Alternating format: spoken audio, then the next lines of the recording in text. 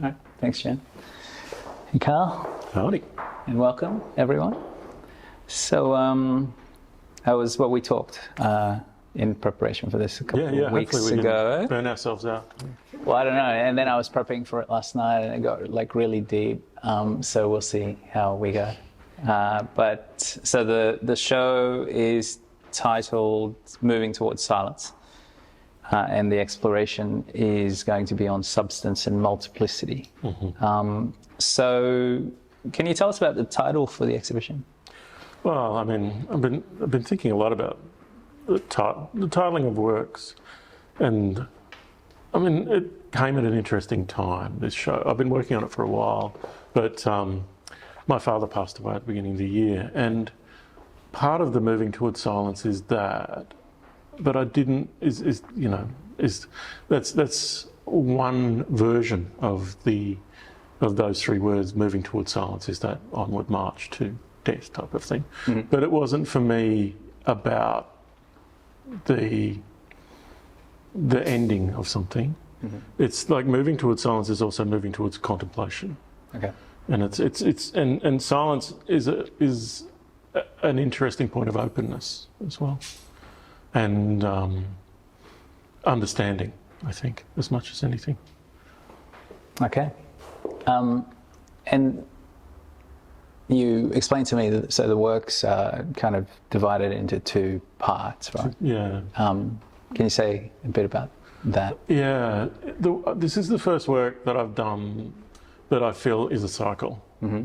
So it starts in Slovenia when you walk in the door, and that work you look up to, and you look through a tree, which is from the Logar Valley in Slovenia, which is the cultural heart of Slovenia, but it's the natural heart of Slovenia. It's a forested area, fourth most forested area in Europe. And people go to Slovenia for nature. Mm-hmm. But we understand nature through culture. Mm-hmm. That's how we frame our nature. But the trees from Slovenia in earlier times were harvested by the Venetians. And the types of trees that they used were they call them pioneer plants that expand forests. Mm. They're quick growing and they're water resistant, and they put them underneath Venice, and they're still there hundreds of years later. Yeah. So there's the other silence. So these trees are sitting in silence, holding up the cultural heart of Europe, and the former power centre of Europe. So it moves between Slovenia through to Venice, and it comes back to Slovenia again, back to the Logar Valley. And in there's a group of people who are students who are learning.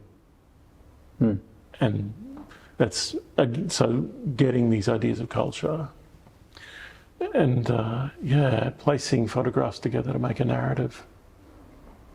Yeah, it's great. And I guess this show is the only time that the photos will be in this order, right? There's a single print of each. Single print with some artist's proofs, because it takes a bit to get them right. Okay. So yeah, enjoy this sequence.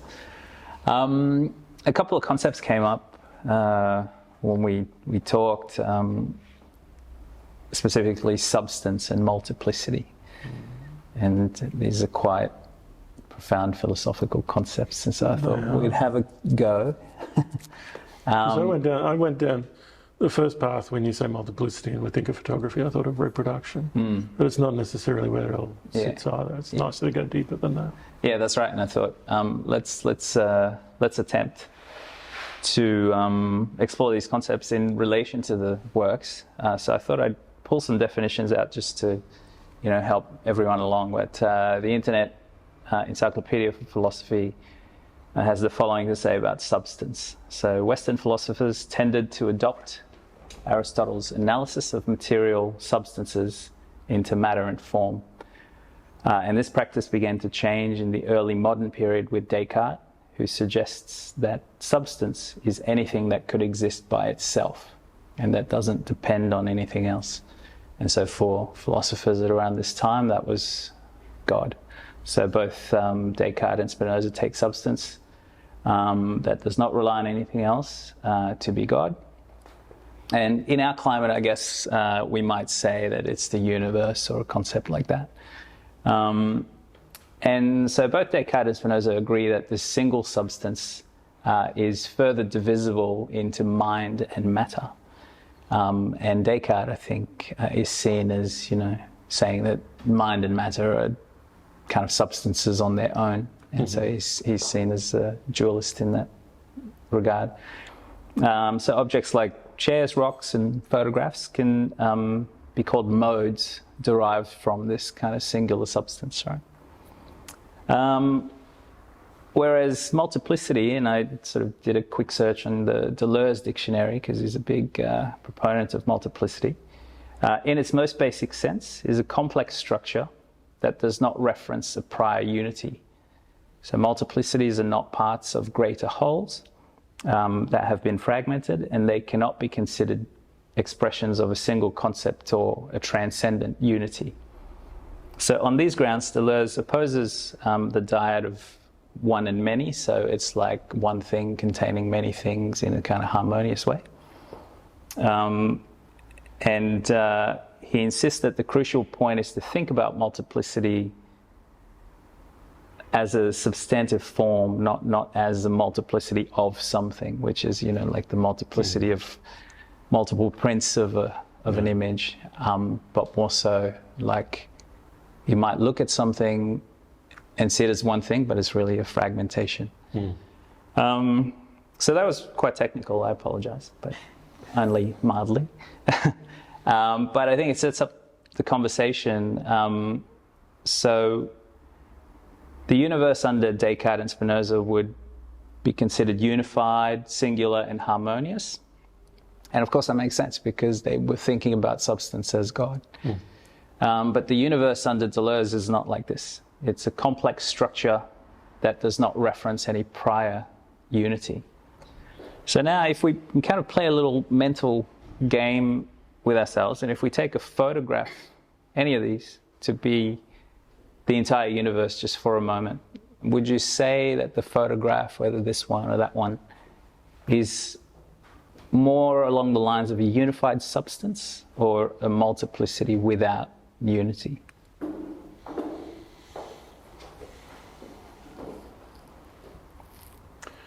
When we look at photographs, we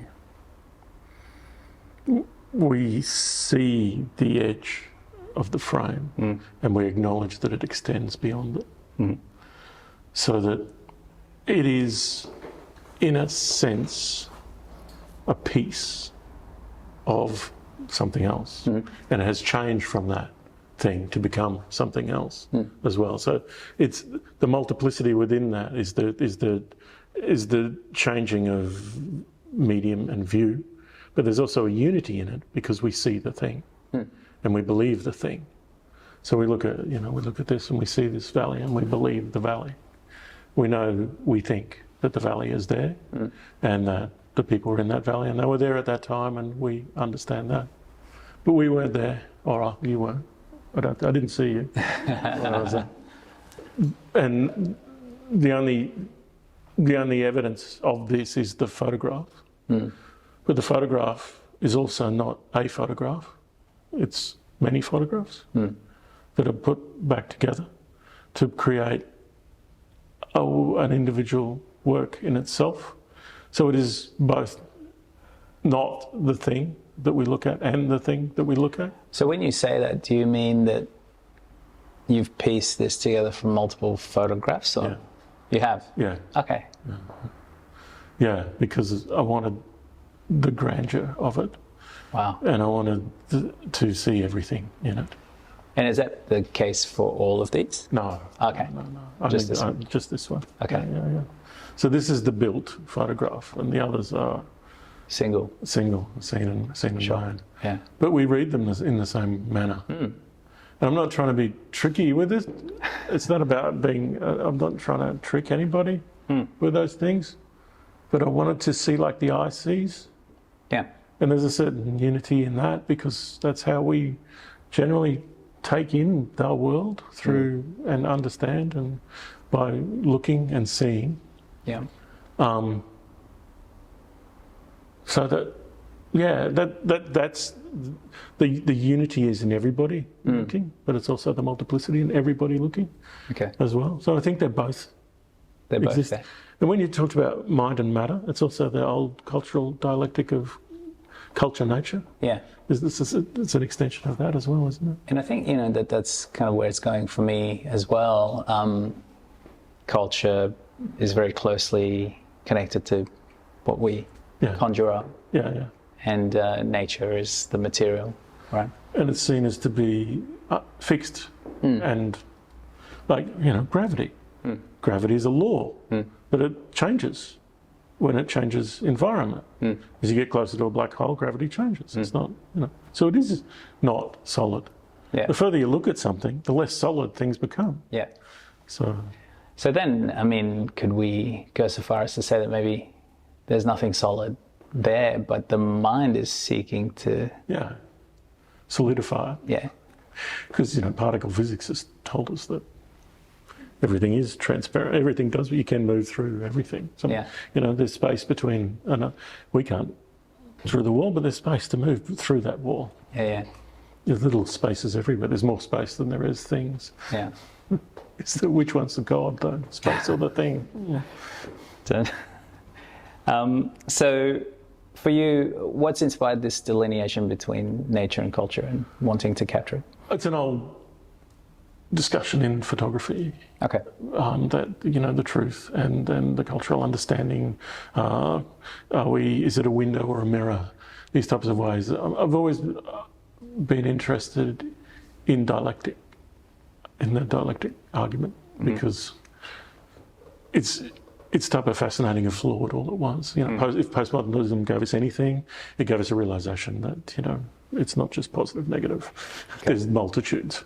So, but those essentialist arguments keep coming back. Yeah, right. Yeah, we seem to be attracted to them somehow. Yeah, okay. And I'm not that familiar with the conversation in photography, but can you share with us, I guess, some of the key points or turning points in photography around nature and culture? Nature and culture. Well, some of the first photographs that were made by, his name escapes me, and I should know this. There was a French photographer who worked with Daguerre, who invented the daguerreotype. And the Parisian academia weren't as interested in his process as they were in Daguerre's. And he felt that Hippolyte Bayard is the name of the person. And he was a bit, Miffed. yeah. So he made up, he took photographs of himself as a drowned man, drowned by the weight of everybody else's, putting him down and not recognising him.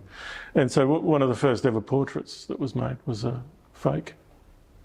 So it looks real. It looks like a drowned man. Right. But he's not a drowned man at all. So culture, nature. Yeah, right. What we see, what we want to believe, what is truth. None of those are fixed. Okay. In photography, I don't think any of them are fixed, but we want it. We desire truth. We think of photographs as evidence of something, of having been.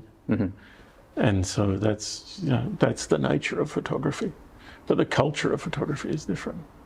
And tell us about that. There's another example of another thinker, in the writer W.G. Sebald, who I think this is my most Sebaldian show. He has this great quote about photographs as being destined to be lost, left in boxes, put into attics, and to be picked up later and looked at. And so all meaning gets drained from them, and a new meaning comes to them when you find them. And it's the act of being lost that's the most important part for him of photography. And then assigning meaning to them via your own reading of them. In his books, he would always include photographs. And the photographs and the text go together so well that you just expect them to have been done together. But no, he just found photographs or took photographs and placed them together to make it be part of a larger narrative. So that's interesting. I mean, in both of those, categories. I guess if we take the nature-culture divide, there seems to be fabrication. Yeah. You know, whether one is producing a cultural photograph or a natural photograph. Yeah. There's a making of something. Yeah, and one of the things that we have trouble with in photography is its transparency.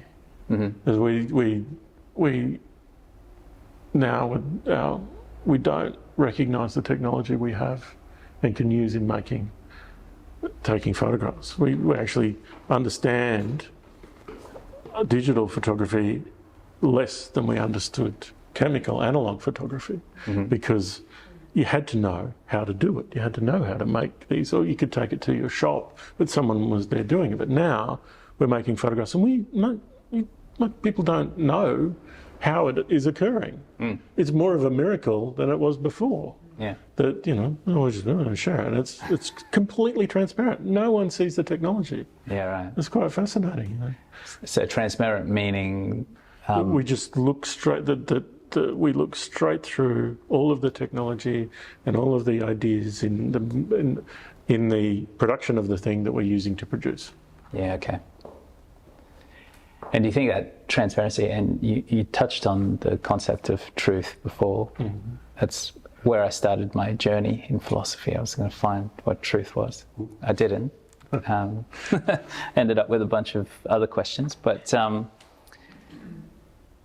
what would you say it is? And I'm not asking what is truth. I'm asking this notion or almost compulsion to look at an image and to look for the truth in it. Yeah. Well, I mean, one thing for me, and this is just personal, it's not, I think that I feel that people think that photographs demonstrate time. And it's the only way that we can demonstrate time, apart from its passing. And we see something and we think, oh, that was me as a 7-year-old, or that was my mother as a 5-year-old, or those types of things. I mean, the time is the acknowledgement that something's come and gone. Yeah. Is only available through photography. It's not like painting. There's no other method of reproduction that allows us to feel like we look into the past. But we can't look into the future through photography. We can only look backwards. It's this backwards look. And there's just like, there's truth in that somewhere, in this backwards. Right. We come from this. And it's for me, it's never made sense, because I'd never thought of time in a linear way. I've always thought of it as just everything's already happened. Okay. Version of time where it's all just now. Yeah, everything right. is now. That's great. And I like, we're sort of discovering or bumping into new concepts as we talk, but this connection between truth and transparency, I think it's perhaps the fact that photography is so transparent that it gives us this sense that it's also true. Yeah. Because you don't feel the same way about a painting. I mean, you can. Even, you can. Oh, yeah, you can. But you're like, oh, okay. Yeah. Yeah. Yeah, and maybe, so it's not maybe not fully transparent, but the actual making is transparent. But by the time you get to a photograph, no matter where you see it, there's something in it that is only photography.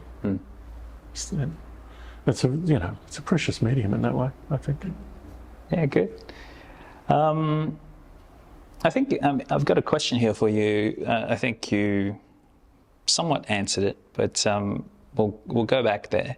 So do you think that this concept of a unity or a substance is fundamental to reality itself, or do you think that it's our minds that impose unity on the world? I think it's an imposition, and I think it's desire.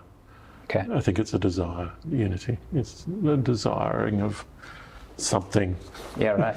Yeah, I'm not sure what that thing is, but that's, we want the solidity. We want it to be, it makes sense and have purpose. And I think that's part of the desire for unity. Yeah, okay. If we were to speculate, because it seems it's something that humans do, right? this desire for solidity and for permanence or truth or whatever. Why are we doing that? Wow. Well, hardwiring, I think. Okay. I'm not sure. It's We seem to want it. it's evolutionarily fit or something. Yeah, maybe. I mean, storytelling in a way, so that we can navigate and find our way through things and go back to the food and all of those types of things in its most basic form. Yeah. But then it becomes a little bit more elaborate as we became culturally more elaborate and socially more elaborate. Yeah, okay.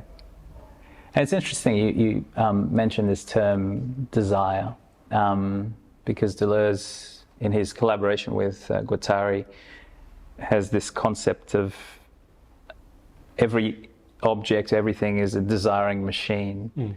And so that's how he builds out this notion of multiplicity, that you have these machines connected to other machines, connected to other machines. And he doesn't mean this in a way that, it's metal and wires. It could be, he might think of the liver as a blood cleansing machine and the heart as a blood pumping machine, and they just happen to be connected together in a body incidentally. And when you kind of look at the world that way, it's very jarring relative to, the view that objects are somehow unified and purposeful in their own right. And so if we take this idea of we're desiring permanence or truth or substance, it has both in it, right? So you've got this desiring machine, let's say that the human as a desiring machine, but what does it desire? Something fixed that actually is not there. Well, yeah. And even desire isn't necessarily fixed. It shifts and changes through. The description of the machines and say the liver and the things, a scientific version of that is evolution, of course. Yeah. But evolution is lazy. So, which is why we still have appendix and things like that. You don't get rid of it, it just doesn't work anymore. Oh, well, there is that. When something stops working, it doesn't mean it's gotten rid of through evolution. Yeah. It's maintained, but it's just marginalised. Yeah, sure. So it's a type of lazy procedure. Right. Maybe desires can be a bit lazy as well. Okay. Yeah, it may hang on longer than it needs to be. Yeah, it just becomes something that's not. Yeah. It's still there, it's still one of the machines, but it's just not doing anything anymore. Yeah, no, that's a fair point. We might get picked up later to be used by something else. So, do you recognise disunity in your work in any way? Or fragmentation, or... Oh, fragmentation, yeah. But that's just as pieces of a narrative for this work. So you mean the pieces separately? But like within any single piece? Within the pieces. Well, the one just behind of the warning mirror in a forest with the red, and the mirror looks towards what looks like a burnt forest on the other side. Okay. It doesn't seem to make sense because we're looking at something that is nearly nonsensical because we're not looking at the thing we think we're seeing. We're looking at a reflection of something else within there. So it's another space that's been compressed and placed into the image. Yeah. So yes, those types of things are fragmentary. And even conjunctions of looking through things become fragmentary as well. So that mirror becomes the solid of those metal shields that go in front of windows becomes a void, becomes a security, becomes a drain. Right. So these things, fragments, build up into each other through series as well. Yeah. Okay. So you've got fragments between the pieces, but kind of illusions between them as well. Yeah. And then fragments within singular pieces. Yeah. And yet a single photograph, which, you know, we can kind of romanticize and feel like it's unified and it's complete and it's whole and it's true. I mean, no one walks up to that photograph with a mirror and looks behind them to see a forest. But someone did. Yeah. That's great. Is there anything you want to say about, you know, if you pick one or two of these pieces? I mean, these two on the back wall there, I find them, you know, deeply captivating and rich. There's a couple of things with these. One of the things that strikes me about these curtains is Lacan and the slit as part of that, but the light. And the way we work the gallery and the way we lit the gallery is that everything that has been lit by the sun or the external is lit that way. And these works aren't lit in that way. And so the light seems to be coming out of those, whereas the light's reflecting off these. Yeah, right. So it's subtle, that part. When in researching and looking at the Doge's Palace, the Palazzo de Gallo, I looked at all these different images. I've never seen images like this. And I'm not trying to stamp myself off as something, but I think that they're difficult images to make, but they're also very simple for me to make for some reason. Okay. So I didn't have any tripods or anything like that. So there's no extra machine except for the camera that's in my hand, and an understanding of how to take that type of photograph in that type of situation, and for it to look more like it would in being there than it looks like a photograph.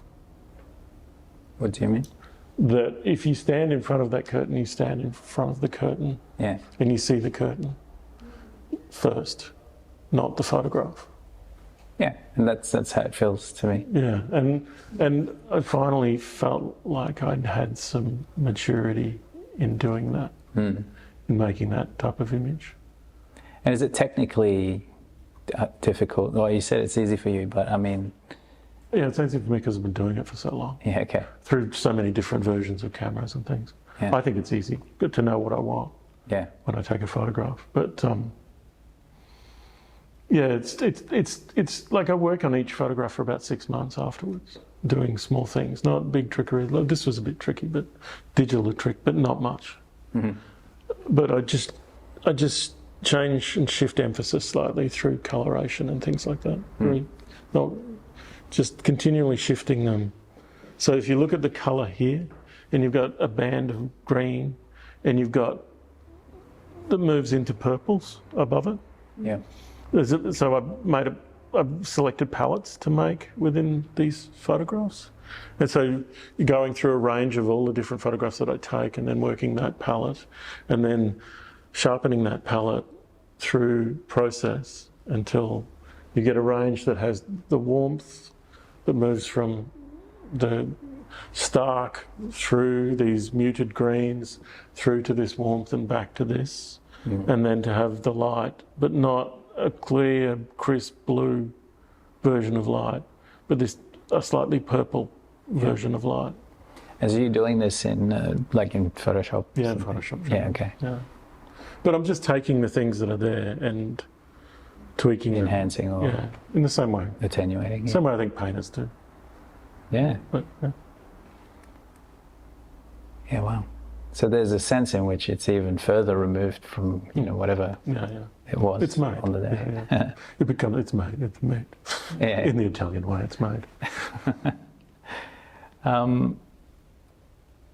So do you think that as viewers we have to be taught to view photographs in a way that kind of takes us out of the static and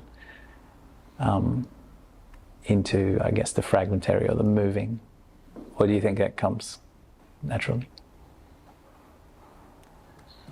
Tricky.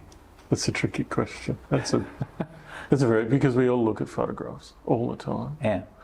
The average viewing of a photograph was 8 seconds when magazines were around. It's much quicker now. Yeah. How do you hold? And what holds people within images? Because we stop over images. I mean, it could be a news event It could be, beauty.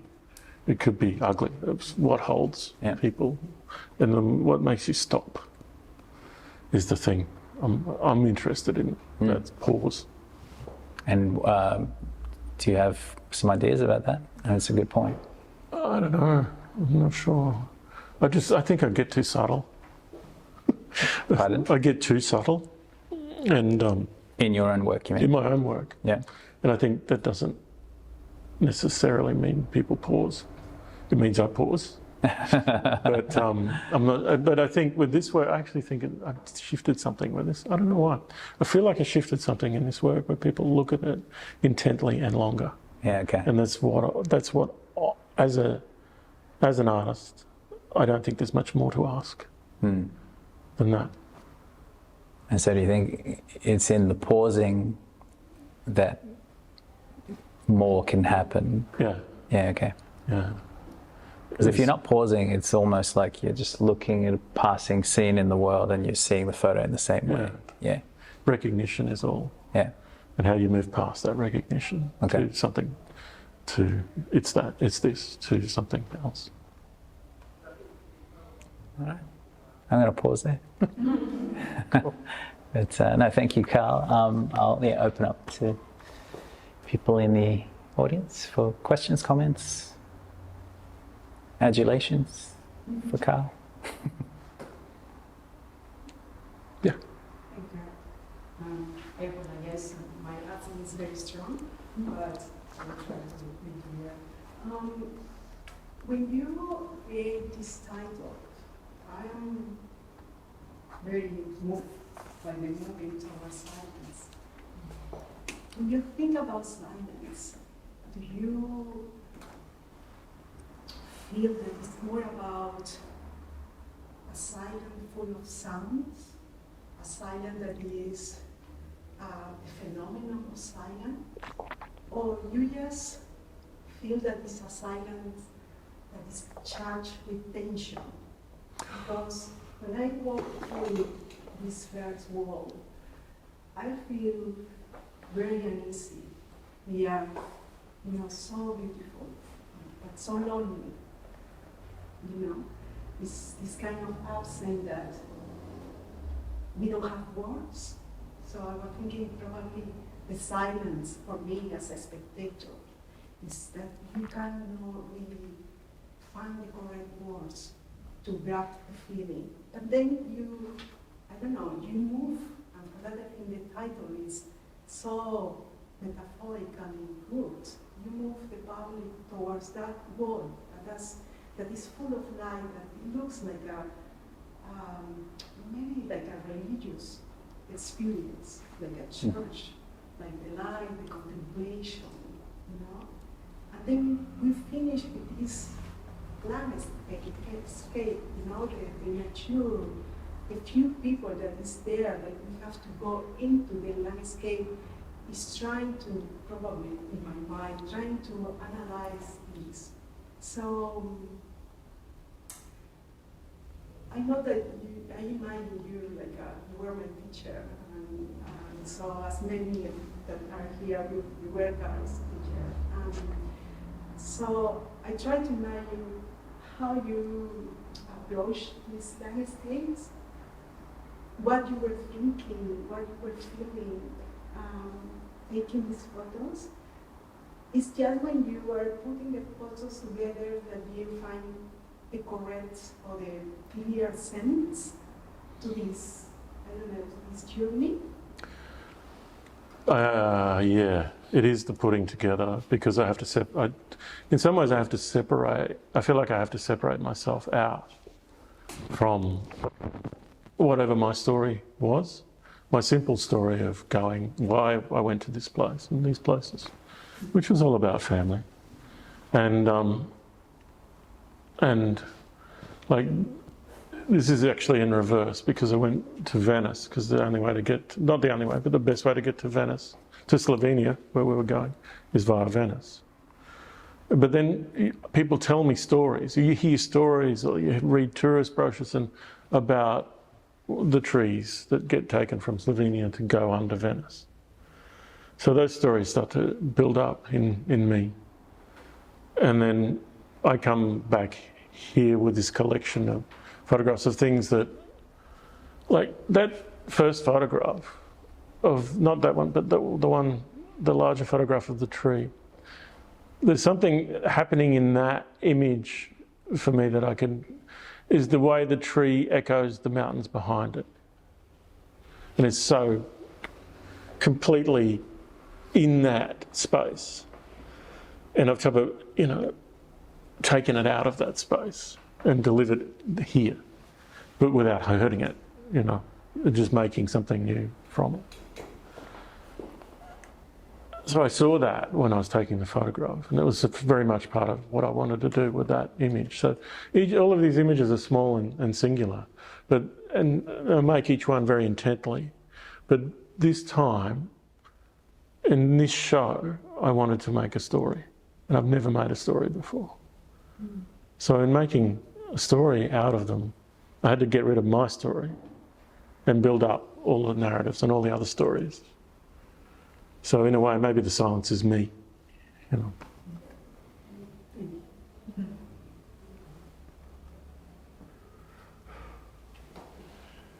just want to know, you've got some writing in the catalogue. Yeah. So is that something you always do? And then the next question would be, how do you find the language to kind of marry what you're doing from a practical, I don't know, I'm asking this question right, but do you sort of say, like, how do you put words to this? Well, the words in the catalogue are pretty prosaic, I think. They're descriptions of the actual works themselves this time. So I wrote it a bit differently. Usually I write as a companion to the photographs rather than something that's directly addressing the photographs. So one time, I wrote about pictures of waterfalls. I talked about Turner and Stuck in a Storm.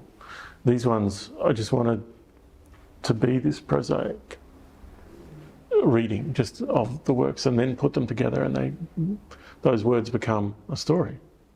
And that's what I wanted. So simple descriptions. Photographs are in a way simple descriptions, and they become stories. So story was the big thing this time. I found it really powerful and moving, to be honest, when I was reading it, actually. Found it, really beautiful writing. I'm not trying to talk it downwards, but that's where the idea for that writing came from, was to describe them, put them into an order, and make the cycle out of them. The Beyond is Venice is one of my favourite little bits of things I've ever written. Because it's so Venice. It's kind of like, when you read this, it's kind of like, it's all the words you actually haven't included that makes what you have included really beautiful. Oh, it's from years of reading Raymond Carver poetry. It's all about the editing. Lots of words, get rid of a lot of them.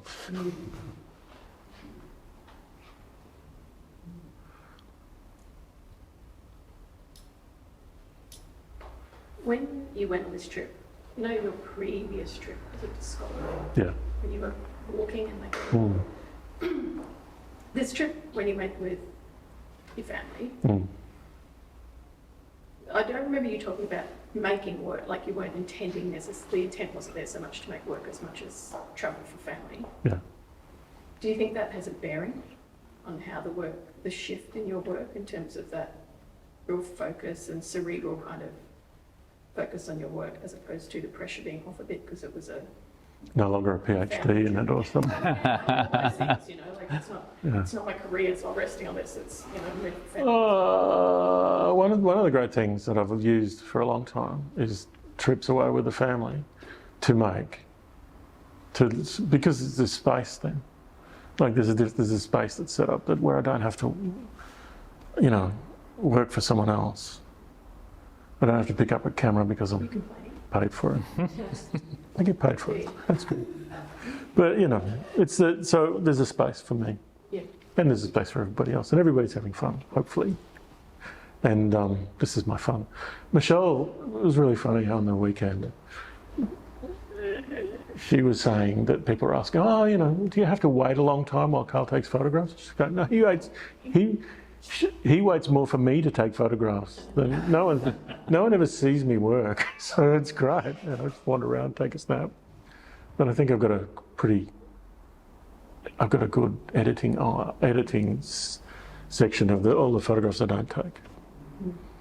Yeah, so it's a system of economy. Do you ever revisit the photos you haven't used? Yeah. Well, I did that last show, which was made up of lots of photographs that I didn't use in other shows. Yeah, but revisit to like Oh yeah, constantly, but I don't. mix with and stuff. I think no, I just look back at them and look towards things that I want to extend. But maybe this was an idea that didn't go far enough, or simple things, or technically it didn't work out, or something like that. So I'm forever playing, going back and looking at my old images to push forward. Strangely, yeah. You can see the callbacks in these. Yeah. Thanks everyone, and thanks Alan again, and thank you Carl.